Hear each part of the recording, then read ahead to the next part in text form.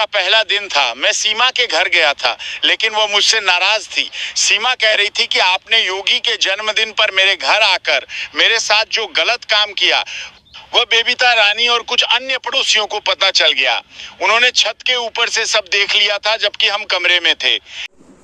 Hello, जय श्री राम, राधे राधे, नमस्कार। कैसे हैं आप सब? आशा करती हूँ आप सब अच्छे होंगे। आज मैं फिर से हाजिर हूँ एक नई वीडियो के साथ। जी हाँ, आज हम बात करेंगे रामू काका सोकुल जो वकील साहब हैं, उनकी ईद के बाद की दूसरे दिन की यानी कि एक कॉल रिकॉर्ड लीक हुई है जो कि काफ़ी वायरल हो रही है इस टाइम।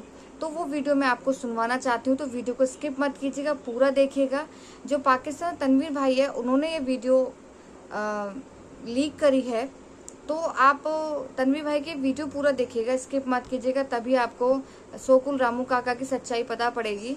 और ज़्यादा शेयर कीजिएगा जिससे कि जो चीमा हैदर है वो क्या कह रही है रामू काका के बारे में। ये ईद के दूसरे दिन की रिकॉर्डिंग है जो कि बहुत ज़्यादा वायरल और लीक हो रही है।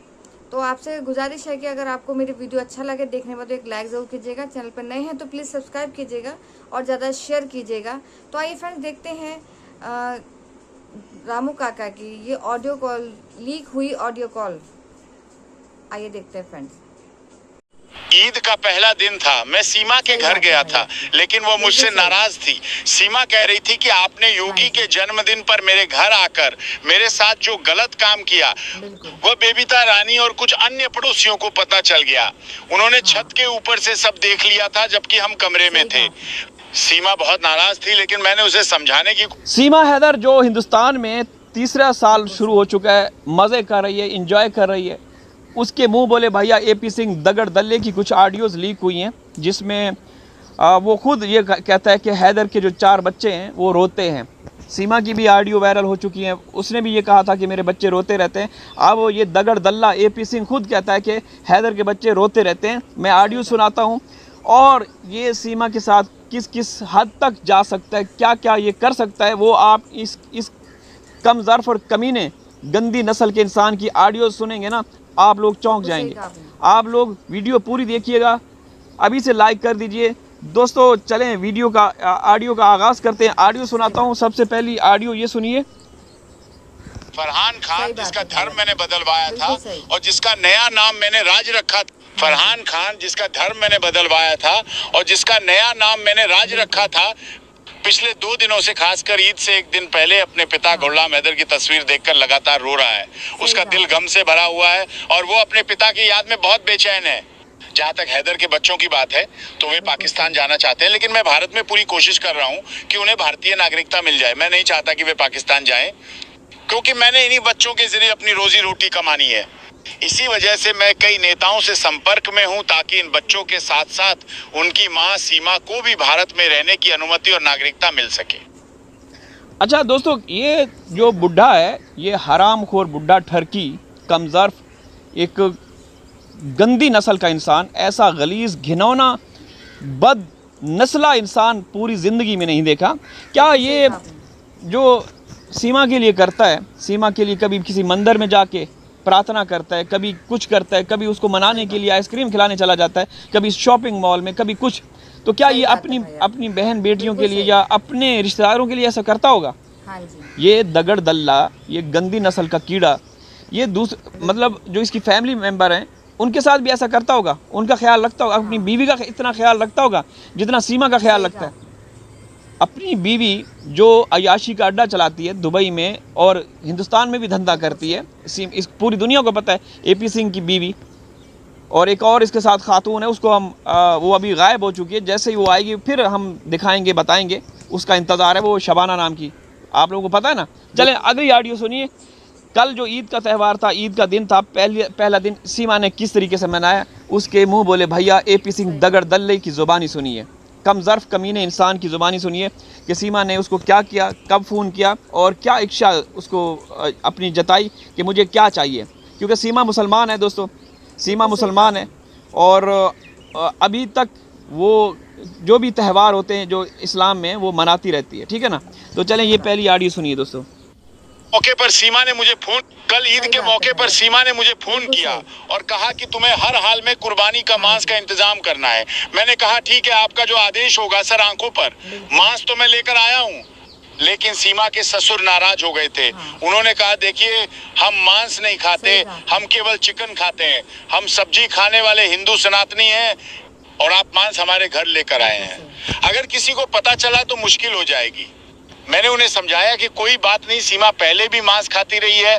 मैं आपको बता दूं कि सचिन मीणा जो सीमा का गैरकानूनी पति है, वो भी बहुत मांस खाता है, खासकर बीफ। कल ईद के मौके पर सीमा ने मुझे तो ये सब कुछ खाते हैं, सिर्फ दिखावा करते हैं। ये सुनते हैं, सही बात, खिलाने ले गया था। अब कल जो ईद का पहला दिन था, मैं सीमा के घर गया था, लेकिन वो मुझसे नाराज थी। सीमा कह रही थी कि आपने योगी के जन्मदिन पर मेरे घर आकर मेरे साथ जो गलत काम किया। ये योगी का जन्मदिन मनाया गया था सीमा के घर में। देखा आप लोगों ने, वो केक भी काटा और योगी की तस्वीरें, पोस्टर उठा के बच्चों का भी इस्तेमाल किया गया। तो सीमा की ऑडियो लीक हुई थी। सीमा ने कहा था कि उस दिन एक रात पहले 2-3 बजे ये बुढ़ा पागल हो गया था, फ़ोन कर रहा था कि भाई सीमा कल मैं आऊँगा, सचिन को मैं केक लेने के लिए भेज दूंगा और फिर हम कानूनी पहलुओं पे रोशनी डालेंगे। समझ रहे हैं ना कौन से कानूनी पहलू। तो जब सुबह हुई, जन्मदिन था, तो ये बड़वा पहुंच गया वहाँ पे, सचिन को भेज दिया कि तू जा फलां दुकान से ना केक लेकर आ और मैं यहाँ सीमा के साथ को कानूनी जो सलाह मशवरा होता है उस पर मैं रोशनी डालूंगा। तो उसको कमरे में लेके गया, उसके साथ नाजेबा हरकत की, ठीक है ना, और किसी ने ऊपर से देख लिया। ये भी सुनिएगा। वह बेबीता रानी और कुछ अन्य पड़ोसियों को ईद का पहला दिन था, मैं सीमा के घर गया था, लेकिन वो मुझसे नाराज थी। सीमा कह रही थी कि आपने योगी के जन्मदिन पर मेरे घर आकर मेरे साथ जो गलत काम किया, वह बेबीता रानी और कुछ अन्य पड़ोसियों को पता चल गया। उन्होंने छत के ऊपर से सब देख लिया था जबकि हम कमरे में थे। सीमा बहुत नाराज थी, लेकिन मैंने उसे समझाने की कोशिश की। सीमा ने मुझसे कहा कि चूंकि मैं सुप्रीम कोर्ट ऑफ इंडिया का वकील हूं और मेरे चैम्बर में कई मुस्लिम दोस्त आते हैं, इसीलिए मैंने उनके लिए मांस का इंतजाम किया था। इसी वजह से मैंने सीमा की इच्छा पर 3-4 किलो मांस भी लेकर गया था, लेकिन इसके बावजूद वह नाराज रही। फिर मैं उसे बाहर लेकर गया रात को आइसक्रीम खिलाने के लिए। हालांकि सीमा घर में नजर बंद है और जमानत पर रह रही है। मेरी पहुंच और तरीका सबको पता है और मैंने पुलिस की अनुमति के बिना उसे आइसक्रीम खिलाने ले गया था। अब वो ठीक है और मुझसे खुश भी है। उसका ये भी बता रहा है, कानूनी पहलू भी बता रहा है कि वो नज़र बंद है, हाउस अरेस्ट है। लेकिन मैं तो किसी से डरता नहीं हूँ। मैं AP सिंह दगड़ दल्ला हूँ, मैं किसी से डरने वाला नहीं हूँ। अदालतें कहाँ, जज कहाँ, इंसाफ कहाँ, इदारे कहाँ, एजेंसियाँ कहाँ। AP सिंह भाई निर्भया केस के वक्त भी पूरी दुनिया, पूरा भारत एक साइड पे था, ये बेगैरत इंसान एक साइड पे था। तो अब भी सीमा मामले में ये कहता है कि पूरा भारत भले कुछ भी करे, मुझे कोई परवाह नहीं। तो ये उसको राज़ी करने के लिए, खुश करने के लिए आइसक्रीम खिलाने के लिए चला गया। आइसक्रीम खिलाई इसको, सीमा राज़ी हो गई, खुश हो गई और कहता है कि अब ठीक है, अब वो खुश है। ये खुसरा कहता है कि अब सीमा खुश है। तो ये घिनौना खेल, ये घटिया किस्म के लोग इस तरह से ये कर रहे हैं। दोस्तों मैं एक और ऑडियो भी सुना देता हूँ, वो भी सुन लीजिए। जब मैं निर्भया केस में दोषियों का वकील था तब भी मुझे बहुत ज़्यादा नफरत मिली। सुप्रीम कोर्ट ऑफ इंडिया का वकील होने के बावजूद मुझे अक्सर गलत समझा जाता था कि मैं सिर्फ पैसा लेने वाला हूं, जो मेरा कानूनी हक है। इस समय सीमा हैदर भारत में गैरकानूनी तरीके से रह रही है और अपने 4 बच्चों को भी अपने साथ लाई है। मैं उसका वकील हूं, लेकिन लोगों को इस बात पर आपत्ति है। सबको पता है कि मैं TRP और पैसों के पीछे रहता हूं और मुझे व्यक्तिगत रिश्तों की कोई परवाह नहीं, बस मैं चाहता हूं कि मुझे पैसा मिले।